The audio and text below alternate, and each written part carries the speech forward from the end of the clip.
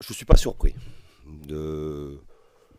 je ne suis pas surpris de la manière dont il s'est exprimé.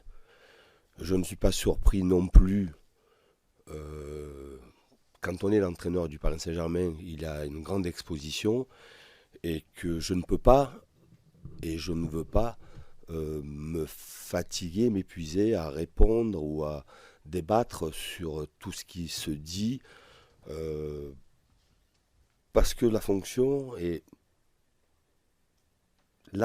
fait que automatiquement on crée un débat après l'autre, les uns après les autres. Sur la forme, je ne suis pas surpris, connaissant euh, le personnage. Et voilà ce que j'ai à vous dire. Vraiment pas surpris du tout. Concernant Ney, oui, il me semble heureux, tout le monde le constate, de par ses prestations et ses performances. Il est heureux, je répète encore une fois, euh, que dès que je suis arrivé dans ma prise de fonction le 4 juillet, j'ai vu un joueur investi, déterminé, qui avait sûrement beaucoup travaillé avant la reprise, qui a des objectifs très élevés, que ce soit avec le club, sur un plan individuel, mais aussi avec sa sélection. Et, euh, euh, et quand vous avez de tels objectifs, évidemment, vous faites en sorte de réunir toutes les conditions pour être performant. Et évidemment, quand il est performant, il est très heureux. Moi, je suis déjà très surpris de vous répéter toujours la même chose.